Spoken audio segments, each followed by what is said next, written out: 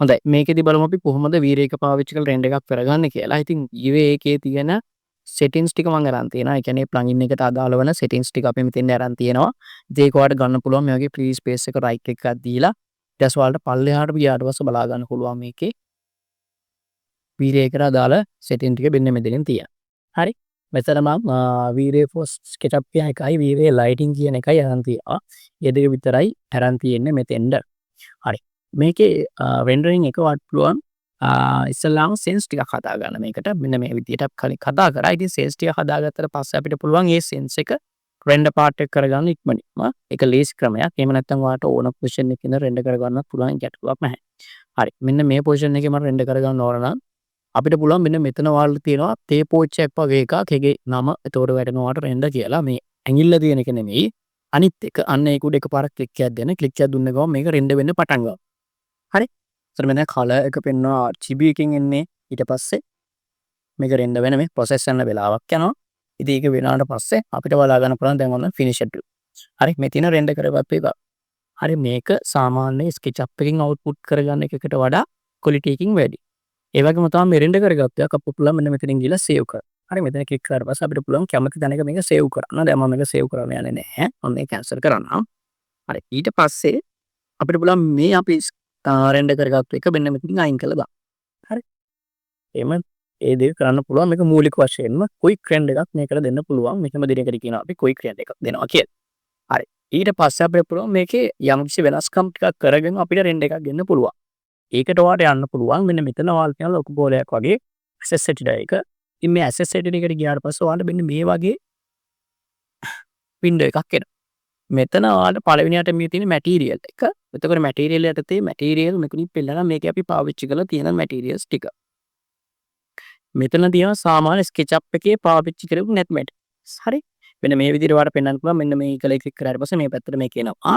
එතකොට අපි තෝරගන්න material එක වෙනස්කම් ගොඩක් මේකෙන් කරගන්න පුළුවන්. සාමාන්‍ය SketchUp එකෙන් කරගන්න බැරි editing මේකෙන් කරගන්න පුළුවන්කම තියෙනවා. ඉතින් ඒවා කරලා බලන්න.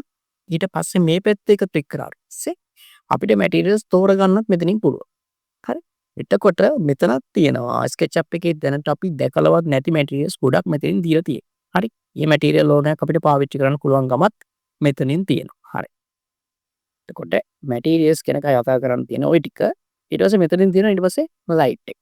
light එකට ගියාට පස්සේ අපිට බලා ගන්න පුළුවන් මේක අපි lighting පාවිච්චි කරලා දෙනවා නම් ඒ light එක මෙතනින් වැටෙනවා. දැනට තියෙන මේකේ sunlight එක විතරයි. ඒ අපිට sunlight එකේ editing කරගන්න පුළුවන් මෙන්න මේ. හරි sunlight එක කොහොමද editing කරගන්න පුළුවන් මෙන්න මෙතනින් අපිට අවශ්‍ය edit එකක් කරගන්න පුළුවන්. හරි. ඒකත් edit කරලා බලන්න. ඊට පස්සේ මෙතනින් තියෙන geometry එක ඊට පහින් තියෙනවා render elements එක ඔන්න ඔය විදිහට කියලා මෙන්න මෙතනින් තියෙනවා settings කියලා. ඊට පස්සේ මෙතන තමයි වෙතයක් දෙයක් තියෙන්නේ කතා කරන්න. setting යටතේ ගියාට පස්සේ ඔයාලට පුළුවන් මේ ටික මම off කරගන්නම් මෙන්න මේ විදිහට. හරි. මෙන්න මේ විදිහට තමයි ඔයාලට පෙන්වන්නේ setting වලට ගියාට පස්සේ ඔයාලා ඉස්සෙල්ලා. මෙතන rendering එකට ගියාට පස්සේ ඔයාලට පුළුවන් මේක rendering වෙන්න ඕනේ quality එක මෙතනින් වෙනස් කරන්න පුළුවන්. ඒතකොට medium දැන් තියෙන්නේ මට මේක වෙනස් කරන්න පුළුවන් මෙහෙම high. ඊට පස්සේ medium ද ඔය විදිහට අපිට වෙනස් කරගන්න පුළුවන්කම තියෙනවා. හරි. ඊට පස්සේ කැමරා එක අපිට පුළුවන් වෙනස්කම් කරගන්න මේ කැමරා එකේ ස්ටෑන්ඩඩ් කොහොමද තියෙන්න ඕන කියන එක ඊට පස්සේ අපිට expose කියන එකෙන් අපිට පුළුවන් මේක off කරගන්න හෝ on කරගන්න. මේකේ අපිට අගේ පොඩ්ඩක් අඩු කරොත් එහෙම මේකේ අපිට brightness එක වෙනස් වෙනවා බලා ගන්න පුළුවන්. අඩු කරොත් එහෙම brightness එක වැඩි වෙනවා. ඊට පස්සේ අපි brightness මේකේ අගේ වැඩි කරොත් එහෙම brightness එක අඩු වෙනවා. ඉතින් මේකේ චූටි වෙනසක් කරත් ලොකුවට මේකට බලපානවා draw width එකට. ඒකත් පොඩ්ඩක් try කරලා බලන්න. හරි. මේක on කරගන්න off කරගන්න අපිට අවශ්‍ය නම් පුළුවන්. ඊට පස්සේ මෙන්න මෙතන depth of field කියලා එකක්.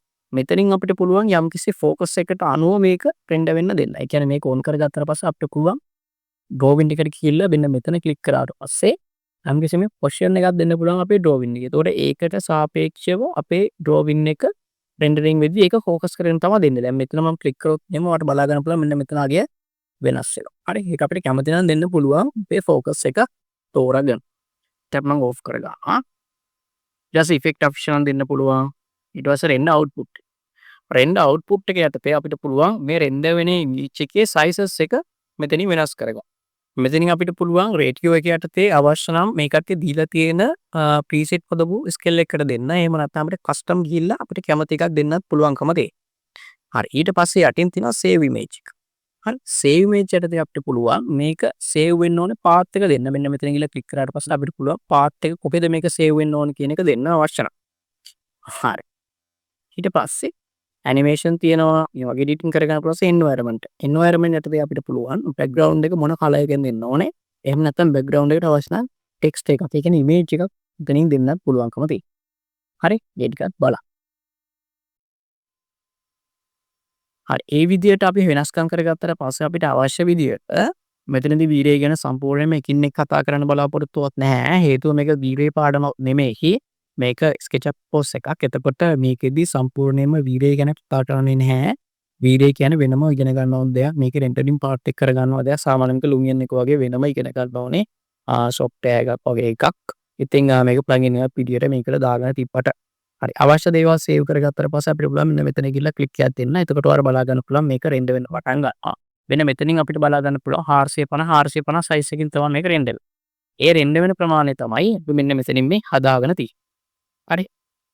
දැන් ඔයාලට තේරෙන්නේ නැති ඒක මොකක්ද කියලා මේක අපිට ටයිප් කරලා වෙනස් කරගන්න පුළුවන්කම තියෙනවා. හරි.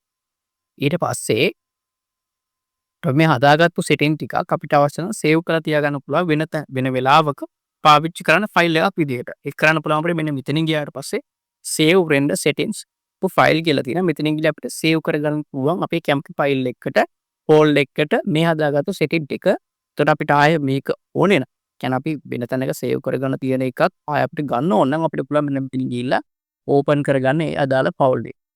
හරි. ඒ වගේම අපි හදාගත්තු ඕන සෙටින් එකක් වෙනස්කම් කරගන්න. ඒ කියන්නේ අපිට පෙර තත්ත්වයට ගන්න අපිට පුළුවන් මෙන්න මේක ක්ලික් එකක් දෙන්න. එතකොට අපිට තිබ්බ විදිහට ආයෙ වෙනස් එකක් බලා ගන්න පුළුවන්කම තියෙනවා. හරි. ඔය විදිහට තමයි වීඩියෝ එකේ රෙන්ඩරින් පාර්ට් එක කරගන්න. ඉතින් මේක වෙනස්කම් කර බලන්න ගොඩක් දුරට තියෙන්නේ මේ ක්වික් රෙන්ඩර් ගන්න එක ගොඩක් ප්ලේසින් කරගන්න පුළුවන් නිසා ලොකුවට සෙටින්ස් ගැන කතා කරන්න දෙයක් නැහැ. සෙටින් වල මේ ටික විතරයි වෙනස් කරගන්න පුළුවන්කම තියෙන්නේ normally basic වශයෙන්. ඒ ටික වෙනස් කරලා වාගේ රෙන්ඩරින් පාර්ට් එක කරගන්නත් ඔයාලට වීඩියෝ එක පාවිච්චි කරන්න පුළුවන් පාඩිය.